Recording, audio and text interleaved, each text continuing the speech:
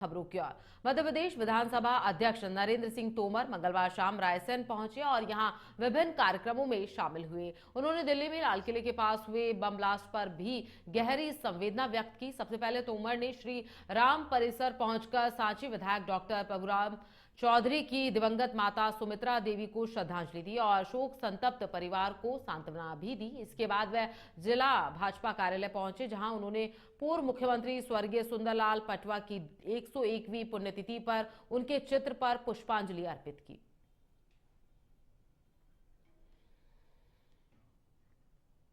साल नवंबर के पहले हफ्ते से ही मध्य प्रदेश में ठिठुरन जारी है। दिन में सर्द हवा चल रही है, रातें ठंडी और सुबह भी ठंडी हैं। इसी के साथ भोपाल इंदौर में तो 25 साल का रिकॉर्ड तक टूट चुका है। बीती रात प्रदेश में 11 शहरों में पारा 10 डिग्री सेल्सियस से नीचे रहा। वहीं अगले 4 दिन तक शीतलहर यानी कोल्ड वेव का अलर्ट है। बुधवार को भोपाल इंदौर समेत कुल 23 जिलों में शीतलहर की चेतावनी जारी की गई है। देवास जिले में लगातार गिरते तापमान को देखते हुए कलेक्टर ऋतुराज सिंह ने स्कूलों के समय में बदलाव किया है। अब नर्सरी से लेकर कक्षा 12वीं तक के सभी स्कूल सुबह 10 बजे से पहले नहीं खुलेंगे। यह आदेश तत्काल प्रभाव से लागू हो गया है। मौसम विशेषज्ञ पीके शाह ने बताया कि इस बार हिमालय क्षेत्र में वेस्टर्न डिस्टर्बेंस एक सप्ताह पहले से ही एक्टिव हो गए हैं। इस वजह से पहाड़ी राज्य जम्मू कश्मीर, उत्तराखंड और हिमाचल प्रदेश में बर्फबारी हो रही है। उत्तर से दक्षिण की ओर बहने वाली हवा का असर एमपी में भी पड़ रहा है, जिससे ठंड का असर तेज हो गया है। मौसम विभाग के अनुसार पिछले 3 से 4 दिन तक सर्दी का असर प्रदेश के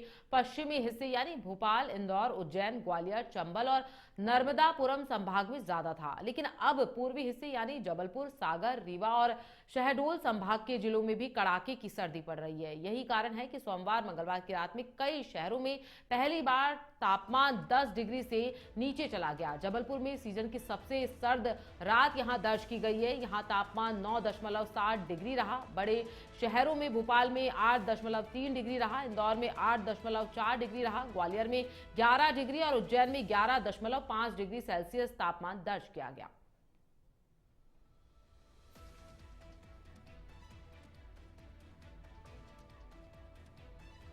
आईजी ग्वालियर रेंज अरविंद सक्सेना ने ग्वालियर से गुना पहुंचकर जिले का वार्षिक निरीक्षण किया। इसके बाद उन्होंने पुलिस परेड मैदान में जवानों की परेड, पुलिस वाहनों का रखरखाव और बलवा ड्रिल का निरीक्षण किया। निरीक्षण के दौरान अधिकारियों और जवानों को मार्गदर्शन एवं प्रशिक्षण से सुझाव भी दिए गए हैं। आईजी अरविंद सक्सेना ने पुलिस परेड मैदान पर परेड की सलामी ली। जवानों के टर्न आउट का निरीक्षण करते हुए उन्होंने कई जवानों की सराहना यहां की और कुछ को समझाइश भी दी है। अलग अलग ग्रुपों की परेड देखकर आईजी ने यह भी जानकारी ली कि एक महीने में कितनी बार परेड आयोजित की जाती है। पुलिस बैंड द्वारा दी गई प्रस्तुति की आईजी ने प्रशंसा की।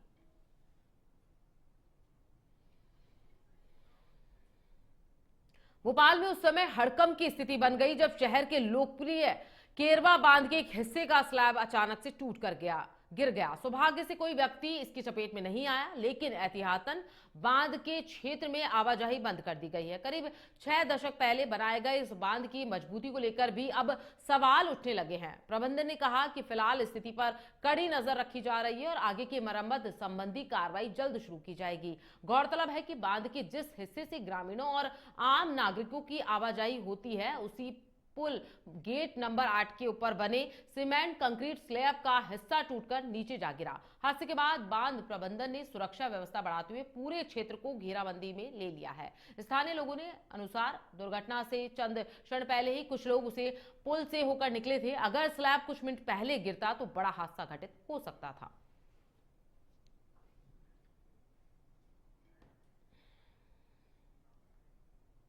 नरसिंहपुर के तेंदुखेड़ा विकासखंड अंतर्गत पलोहा थाना क्षेत्र के दोखेड़ा गांव में मंगलवार को जमीनी विवाद को लेकर 2 पक्षों के बीच खूनी संघर्ष हो गया। इस घटना में महिलाओं सहित कुल 6 लोग गंभीर रूप से घायल हो गए। यह विवाद उस समय शुरू हुआ जब एक पक्ष खेत में धान की फसल काट रहा था। इसी दौरान दूसरे पक्ष ने धारदार हथियारों से उन पर अचानक से हमला बोल दिया, जिससे कई लोग घायल हो गए। घटना की सूचना मिलते ही पलोहा थाना प्रभारी संतोष कुमार सरेआम पुलिस बल के साथ तत्काल मौके पर पहुंचे। सभी घायलों को गाडरवारा सिविल अस्पताल ले जाया गया, जहां से गंभीर रूप से घायल लोगों को बेहतर इलाज के लिए नरसिंहपुरा जिला अस्पताल रेफर कर दिया गया है।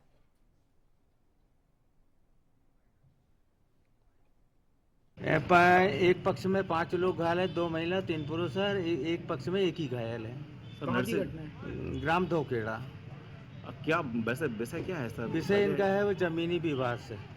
नंद किशोर ने किसी कोरी समाज के व्यक्ति से जमीन ली है और कब्जा किए हुए हैं ये रामजी परिवार के लोग, और वो किशोर हैं, उसके पास कागजात है। ये पक्ष के पास कोई कागजात नहीं है, बोल रहा है कि न्यायालय में प्रकरण चल रहा है, इसी बात को लेकर विवाद।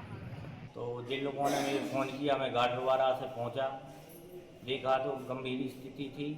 इनमें किशोर, उदाम, पीतम, यशमान, करीबन पूरे परिवार था उनका। कितने लोग थे? करीबन वही 25 से 30 लोग। भागीरथ के लड़के। तो क्या वजह थी लड़ाई की? जमीनी विवाद था, हमारी पुरानी शिकायत भी डरी थी। उसके बाद कोर्ट में केस भी चल रहा था। उसके बाद इनने खेत पर आकर मार धाड़ की। हमारे पास वीडियो बनाया था, वो मोबाइल भी ले गए हमारा। एक मोबाइल उन्हें आगी में जला भी दिया और टपरिया में आगी लगा दी, धान में आगी लगाई। लगभग कितने का नुकसान हो गया? नुकसान अब वो तो देखना पड़ेगा, हम तो इनको आके इधर आकर ले आए। अभी कितने लोग घायल हैं? घायल 5 लोग हैं और गंभीर स्थिति है, इनकी रेफर करने की बोल रहे हैं डॉक्टर साहब। धार्मिक नगरी उज्जैन में साधु के पवित्र वेश का दुरुपयोग कर लूटपाट की वारदात को अंजाम देने वाले एक अंतरराज्यीय गिरोह को पुलिस ने घटना के मात्र 30 मिनट में ही गिरफ्तार कर लिया। फरियादी मंसूर अली पटेल निवासी ग्राम कलिया देही ने डायल 112 पर सूचना दी थी कि 7 अज्ञात लोग, जिनमें 4 साधु वेशधारी थे, जिन्होंने निमनवासा मोड़ पर उनकी कार रोककर 1 लाख रुपए की 2 सोने की अंगूठियां और 5,000 रुपए नगद लूट लिए हैं। आरोपियों ने उन्हें भस्म देने की धमकी दी और एक सिल्वर आर्टिका कार में फरार हो गए। घटना से जुड़ा एक वीडियो भी सामने आया, जिसमें साधु के कपड़ों में खड़े कुछ लोग गाड़ियों को रोकते हुए दिखाई दे रहे हैं।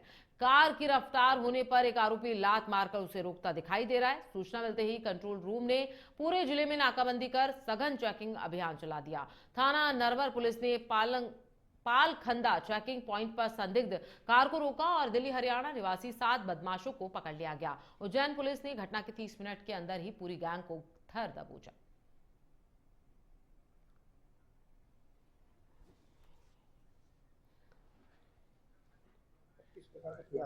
ये शाहजहाँपुर में करीब 10 बजे के आसपास एक गाड़ी जो जा रही थी उसके साथ लूट की घटना हुई थी।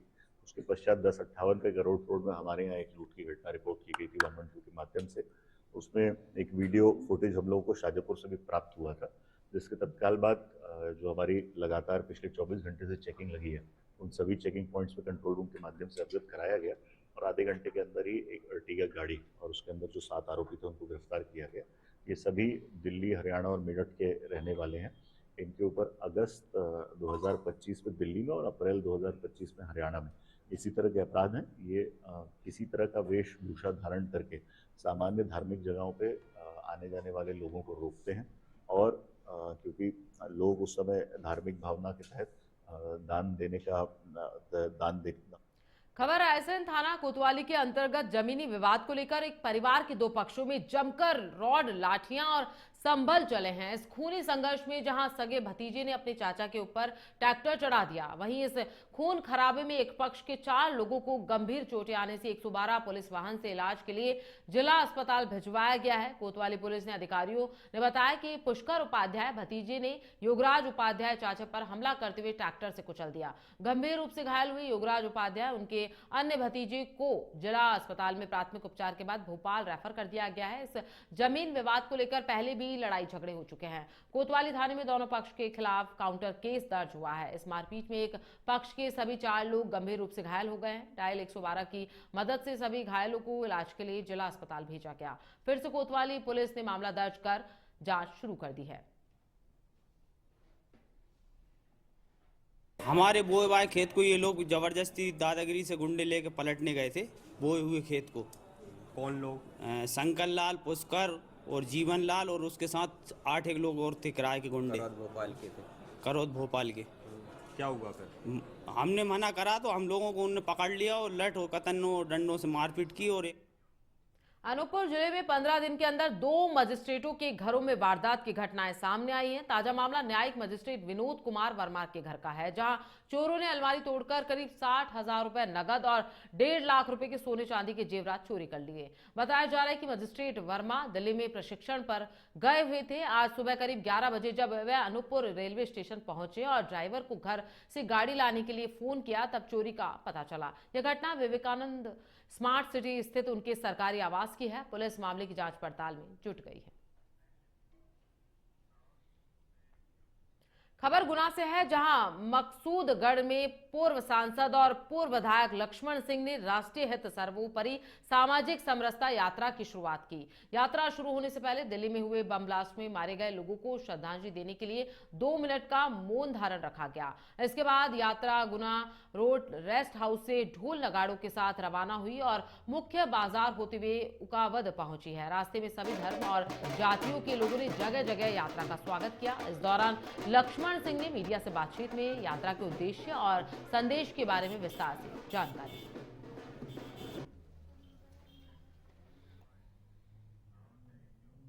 दमोह देहात थाना क्षेत्र में बुधवार सुबह महर्षि स्कूल के पीछे खेत में 52 वर्षीय किसान मुकेश यादव का खून से लथपथ शव मिलने से सनसनी फैल गई। मौके से कुल्हाड़ी और हिसाब किताब का रजिस्टर भी बरामद हुआ है। पुलिस को शक है कि यह हत्या खेती की पार्टनरशिप में हुए विवाद के चलते हुआ है। बताया जा रहा है कि मंगलवार रात मुकेश यादव अपने साथियों के साथ फसल बिक्री का हिसाब कर रहे थे, तभी विवाद हुआ और सुबह उनकी लाश मिली। मृतक के बेटे मोहित ने बताया कि रात को पापा खेत पर गए थे, सुबह खून से लथपथ हालत में नीम के पेड़ के नीचे मिली। एडिशनल एसपी सुजीत सिंह भदौरिया ने कहा कि परिजनों के बयान दर्ज कर जांच शुरू कर दी गई है। इस हत्या से पूरे इलाके में हड़कंप मच गया है। को आज सुबह जानकारी लगी, जब वो घर नहीं पहुंची रात में। कल मक्का यहाँ से निकला था जो वो ढुल रहा था, तो बच्चा देखने आया कि पापा का फ़ोन नहीं लग रहा है, क्या बात है। तो वो खेत पे देखने आया, उसको जानकारी लगी कि कल मक्का ढुल रहा था और उनके पार्टनरों के साथ हिसाब किताब भी हो रहा था। तो यहाँ नीम के पेड़ के नीचे उनका सब डला है, उनको कुल्हाड़ियों से मारा है। एक मृतक की जिसकी पहचान मुकेश यादव के रूप में हुई है। 53 वर्षीय हैं। यही खेत में जो ठेकेदारी होती है, पार्टनर होते हैं, वो इसी रूप में यहाँ काम कर रहे थे। यहाँ कुल अभी जो बातचीत हुई है मृतक के परिजनों से, उसमें 2-3 लोग पार्टनर हैं। उनके द्वारा ये खेती जो टंडन जी की खेती है, उस पर ये लोग पार्टनर के रूप में खेती कर रहे थे। अभी हाल फिलहाल में यहाँ मौके पर आकर मृतक के परिजनों से बातचीत की गई। सब पंचायतनामा बना रहे हैं और देहाती नालसी पर से FIR ले। ग्वालियर में हिंदू महासभा ने दिल्ली धमाके के मास्टरमाइंड डॉक्टर शाहीन को फांसी देने की मांग की है। संगठन का कहना है कि शाहीन जैसे आतंकवादी बागेश्वर धाम की यात्रा में बाधा डालने की कोशिश कर रहे हैं। इसी के विरोध में हिंदू महासभा ने 14 नवंबर को फांसी की सजा की मांग को लेकर आंदोलन करने का ऐलान किया है और केंद्र सरकार से कड़ी कार्रवाई की मांग की है।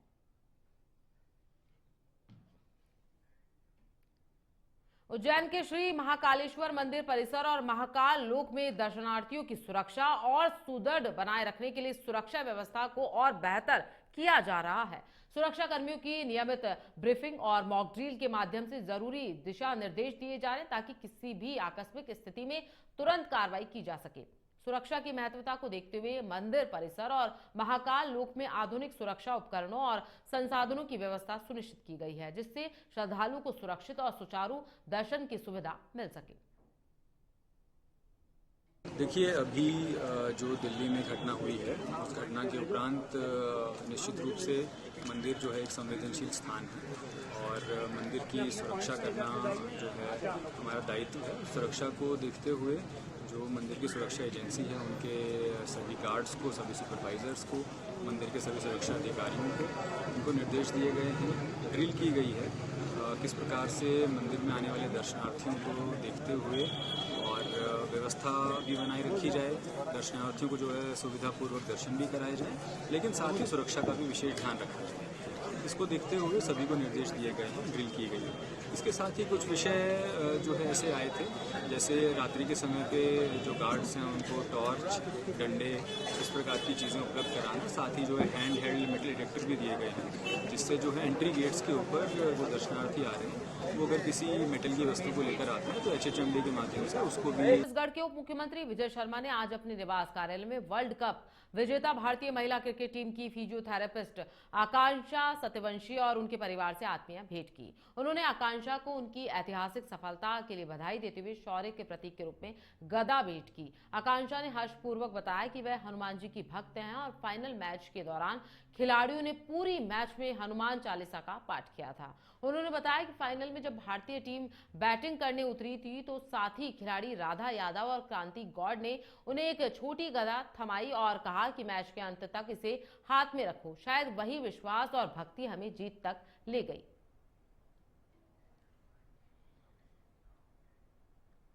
खबर दुर्ग से है, जहां भिलाई नगर के सेक्टर 7 में स्थित स्वामी आत्मानंद स्कूल में स्कूल छूटते वक्त 9वीं कक्षा के एक छात्र ने अपने ही क्लासमेट पर कटर से हमला कर दिया। मामूली विवाद के बाद हुए इस हमले में छात्र गंभीर रूप से घायल हो गया। उसके पीठ और कंधे पर गहरे जख्म आ गए हैं, जिस पर करीब 28 टांके लगे हैं। घटना के बाद गुस्साए परिजनों ने स्कूल पहुंचकर हंगामा किया और शिक्षकों पर आरोपी छात्र को बचाने का आरोप लगाया। मामला भिलाई नगर थाना क्षेत्र का है। स्कूल प्रशासन का कहना है कि महिलाएं कह रही थी खून के बदले खून चाहिए, इसलिए हमने बच्चे को एक कमरे में सुरक्षित रखा जब तक पुलिस नहीं पहुंची।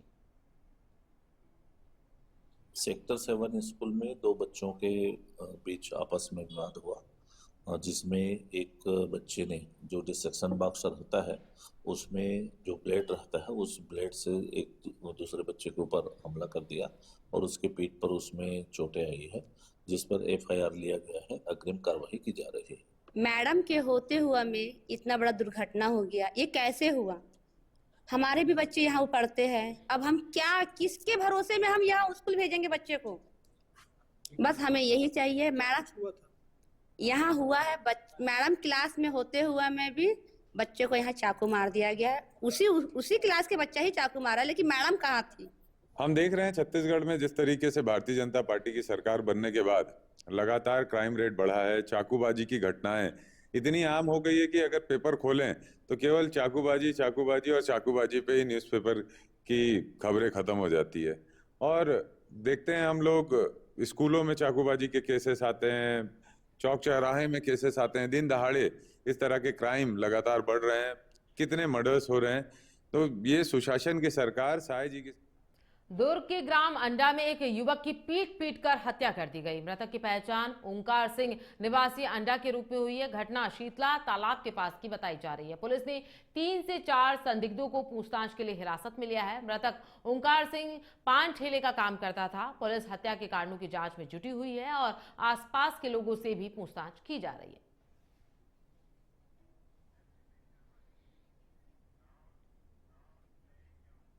कांकेर में गोदावरी इस्पात एवं पावर लिमिटेड की जनसुनवाई के विरोध में दल्ली राजहरा मार्ग पर चल रहा चक्का जाम आंदोलन बुधवार को समाप्त हो गया। अनुविभागीय अधिकारी राजस्व भानु प्रतापपुर, माइनिंग अधिकारी और जिला प्रशासन के साथ लंबी चर्चा के बाद ग्रामीणों की 5 सूत्रीय मांगों पर सहमति बनी। इसके बाद आंदोलनकारियों ने जाम खत्म करने की घोषणा की। ग्रामीणों ने बताया कि उनकी प्रमुख मांग थी कि जनसुनवाई में स्थानीय लोगों की राय और हितों को प्राथमिकता दी जाए।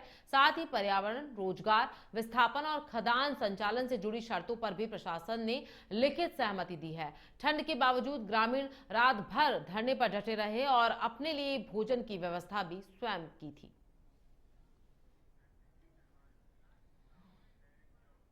खबर कांकेर से है, जहां पंखाजूर थाना क्षेत्र के PV 39 गांव में आधी मोड़ के पास जर्जर और संकीर्ण पुलिया के एक पिकअप वाहन नीचे गिर गया। पानी होने के कारण चालक और परिचालक की जान बाल बाल बच पाई है। बताया जा रहा है कि पुलिया के आसपास कोई सूचना बोर्ड नहीं लगा हुआ है। इसके चलते दिन रात यहां हादसे हो रहे हैं। स्थानीय लोगों ने बताया कि विभाग की अनदेखी के कारण यह पुलिया लोगों के लिए खतरा बन चुकी है और पहले भी कई दुर्घटनाएं घटित हो चुकी हैं। ग्रामीणों ने प्रशासन से पुलिया की मरम्मत और सुरक्षा व्यवस्था करने की मांग की है।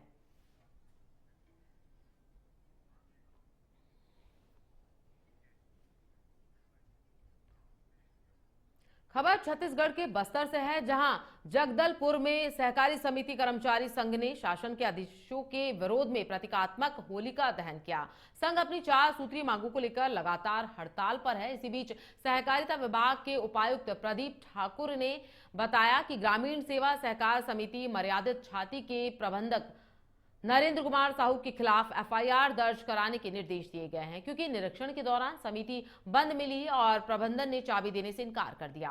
कर्मचारी संघ का आरोप है कि यह कार्रवाई उनकी आवाज दबाने की कोशिश की गई है। वहीं 15 नवंबर से शुरू होने वाली धान खरीदी की तैयारियों के बीच यह विवाद प्रशासन की चिंता बढ़ा रहा है। किसानों को समितियों के बंद रहने की परेशानी की आशंका है।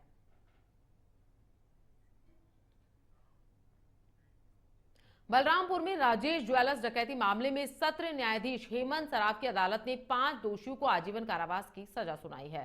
सभी आरोपियों पर 50-50 हजार रुपए का जुर्माना भी लगाया गया है। बता दें कि पिछले साल सितंबर में आरोपियों ने 2 करोड़ से अधिक की लूटपाट की घटना को अंजाम दिया था। 8 हथियारबंद बदमाशों ने दुकान मालिक राजेश सोनी को पिस्टल के कुंदे से मारकर घायल कर दिया और सोना चांदी समेत नकदी लेकर फरार हो गए।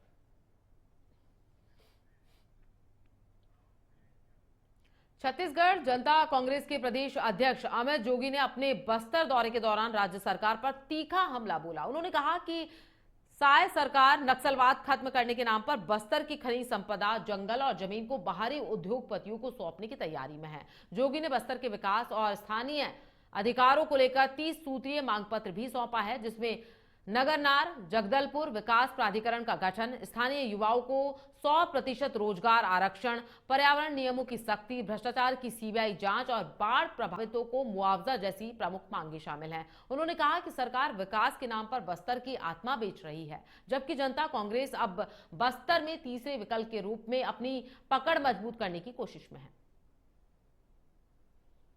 2026 क्या, वो तो आज समाप्त कर दें, पर क्यों समाप्त कर रहे हैं यह प्रश्न उद्भूत होता है। जैसे कि मैंने कहा कि केवल 3 उद्देश्य से यह सरकार छत्तीसगढ़ में काम कर रही है। उत्तर छत्तीसगढ़ का कोयला कैसे अडानी को देना है, यह पहला उद्देश्य, यह पूरा हो गया। दूसरा उद्देश्य जो मैदानी छत्तीसगढ़ है, उसका सीमेंट, उसका पावर, ऊर्जा, वो अडानी को कैसे देना है, वो उद्देश्य भी पूरा हो गया। लोगों के घर में अडानी मीटर लग गए हैं। उन मीटरों के माध्यम से लोगों को, उपभोक्ताओं को लूटना चालू हो चुका है। अब एक ही उद्देश्य बचा था कि बस्तर में जो लोहा अयस्क है वो कैसे अडानी को देना है, उसको पूरा करने के लिए ये लाल सलाम खत्म कर रहे हैं।